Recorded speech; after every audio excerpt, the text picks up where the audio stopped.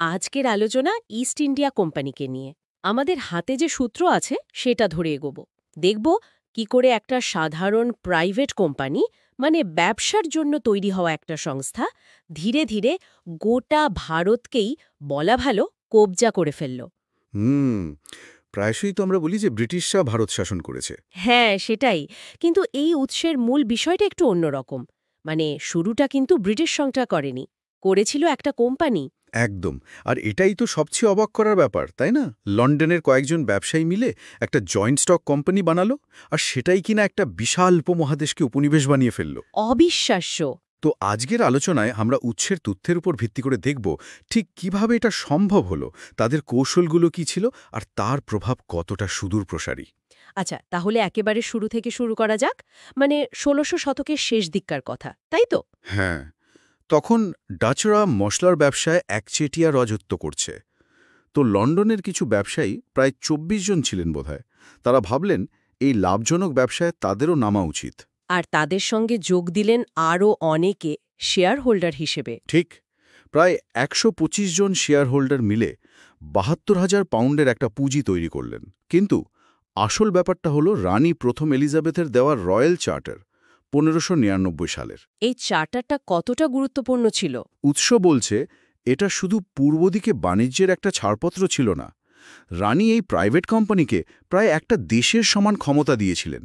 ভাবুন, নিজেদের মুদ্রা ছাপানো, আইন তৈরি করা, এমনকি নিজস্ব সেনাবাহিনী রাখার অধিকার। মানে ভবিষ্যতের ভারত দখলের আইনি জমিটা তখনই তৈরি হয়ে গেছিল। অনেকটা সেরকমই ইঙ্গিত দিচ্ছে উৎস। তবে ভারতে ঢুকাটাও তো সহজ হয়নি। ইন্ডোনেশিয়াতে ডাচদের সঙ্গে পেরে ওঠেনি তারা। ও, তাই তারা ভারতের দিকে নজর দিল। হ্যাঁ, ১৬০৮ সালে উইলিয়াম হকিন্স চেষ্টা করে ব্যর্থ হন। পরে ১৬১৫ সালে স্যার টমাস রো তার কূটনীতি কিছুটা কাজে দেয়।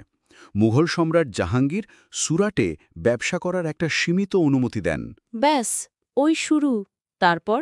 তারপর ধীরে ধীরে ভারতের উপকূল বরাবর তারা ঘাঁটি গাড়তে শুরু করল। সুরাট তো ছিলই, তারপর মাছলিপত্তনম, মাদ্রাজ, যেখানে ফোর্ট সেন্ট জর্জ বানালো ওরা। বোম্বেও তো পেল ওরা। হ্যাঁ, বোম্বে পেয়েছিল যৌতুক হিসেবে ইংল্যান্ডের রাজার কাছ থেকে। কিন্তু উৎস বলছে তাদের আসল নজর ছিল বাংলার দিকে, তখনকার ভারতের সবচেয়ে ধনী প্রদেশ। আর সেই সময়ে মুঘল শাসনও দুর্বল হয়ে আসছিল, তাই না? ঠিক, এই সুযোগটাই তারা নিল।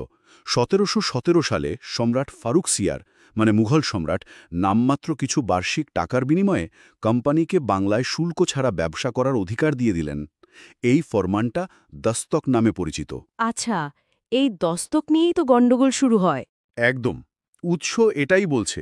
শুধু কোম্পানি নয়, কোম্পানির কর্মচারীরাও তাদের নিজেদের ব্যক্তিগত ব্যবসার জন্য এই দস্তকের যাচাইতাই ব্যবহার করত।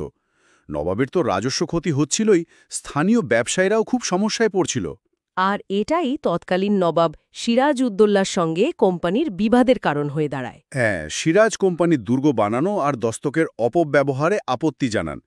আর এর শেষ পরিণতি হল ১৭৫৭ সালের পলাশির যুদ্ধ। যুদ্ধ নাকি ষড়যন্ত্র? উৎস কি বলছে? উৎস এটাকে যুদ্ধের থেকে অনেক বেশি ষড়যন্ত্র হিসেবেই দেখছে। রবার্ট ক্লাইভ তো নবাবের সেনাপতি মীর জাফর আর ওই ধনী ব্যবসায়ী জগৎ শেঠ, এদের সঙ্গে একটা গোপন আতাত করে ফেলেছিল। সিরাজের হার তো প্রায় নিশ্চিতই ছিল। কিন্তু মজার ব্যাপার, যুদ্ধের পরেও কোম্পানি সরাসরি ক্ষমতা নিল না। না না, তারা মীর জাফরকে পুতুল নবাব বানিয়ে সিংহাসনে বসিয়ে দিল। পেছন থেকে কলকাঠি নাড়তে লাগল। তাদের মূল লক্ষ্য ছিল শুধু সম্পদ লুট করা, মানে প্রশাসনিক দায়িত্ব এড়িয়ে যাওয়া। ওই লুট কথাটা নাকি তখন থেকে খুব চালু হয়। কিন্তু এই পুতুল নবাব দিয়ে চালানো নিশ্চয়ই কঠিন হয়ে পড়েছিল। হ্যাঁ, একসময় সেটাও আর টিকল না।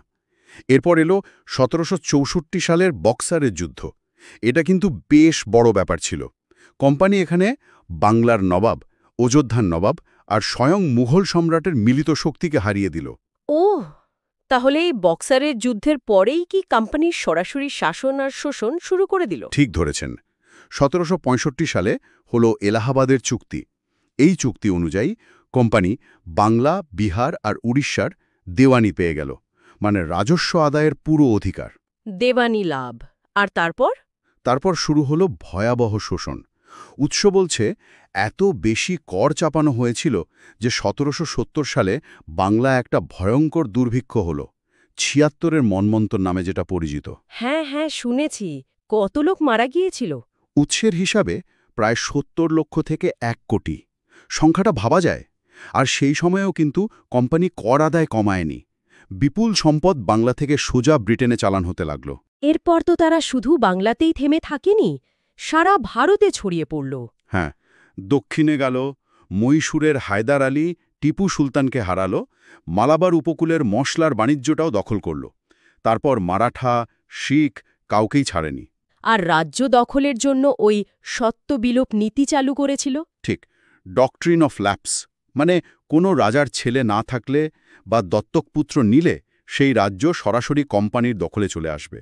ঝাঁসি, উদয়পুর এরকম অনেক রাজ্য তারা নিয়ে নেয়। কিন্তু একটা প্রাইভেট কোম্পানির এত বাড়বাড়ন্ত, এত দুর্নীতি ব্রিটিশ সরকারের নজরে পড়েনি? পড়েছিল।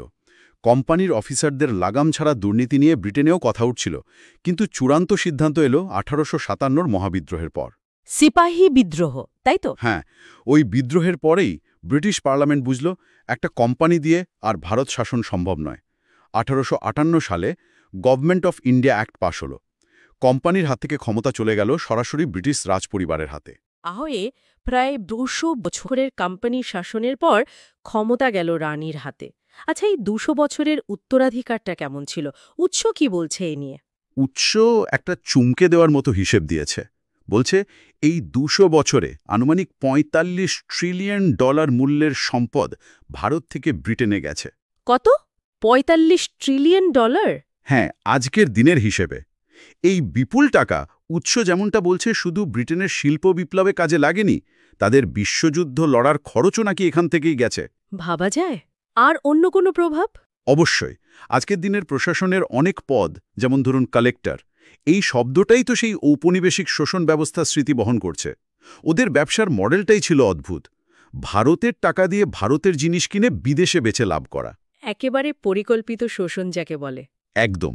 উৎস আরও বলছে, আজকের ভারতে যে দুর্নীতি বা বিচার ব্যবস্থার কিছু দুর্বলতা দেখা যায়, তার শিকড় হয়তো ওই ঔপনিবেশিক শাসনের মধ্যেই লুকিয়ে আছে। তাহলে সংক্ষেপে এটাই দাঁড়ায় যে একটা কোম্পানি নিছক মুনাফার লোভে এসে কিভাবে ধীরে ধীরে রাজনৈতিক ষড়যন্ত্র, সামরিক শক্তি আর শেষে চূড়ান্ত অর্থনৈতিক শোষণের মধ্যে দিয়ে একটা গোটা দেশকে পরাধীন করে ফেলতে পারে, এই উৎসের আলোচনা আমাদের সেটাই দেখালো। আর সবচেয়ে বড় পরিহাস বোধহয় এটাই, তাই না, যে ইস্ট ইন্ডিয়া কোম্পানি একদিন ভারতকে শোষণ করে ফুলে ফেপে উঠেছিল, সেই কোম্পানির নামটা আজ টিকে আছে একজন ভারতীয় ব্যবসায়ীর হাতে। এখন তারা চা কফির মতো বিলাসবহুল জিনিস বিক্রি করে। উৎস এই বৈপরীত্যের কথা উল্লেখ করেছে। ইতিহাস সত্যি অদ্ভুত। আজকের আলোচনা আমরা এখানেই শেষ করছি। তবে শ্রোতাদের জন্য একটা প্রশ্ন রেখে যাই। ইস্ট ইন্ডিয়া কোম্পানির এই ইতিহাস জানার পর বিশ্ব অর্থনীতি বা বিভিন্ন দেশের উন্নয়নের যে গল্পগুলো আমরা শুনি, সেগুলোকে কি একটু অন্যভাবে দেখার দরকার আছে? আর ঔপনিবেশিক আমলের প্রশাসনিক শব্দগুলো যখন আজও ব্যবহার হয়, তখন সেগুলো আমাদের ঠিক কী মনে করিয়ে দেয়?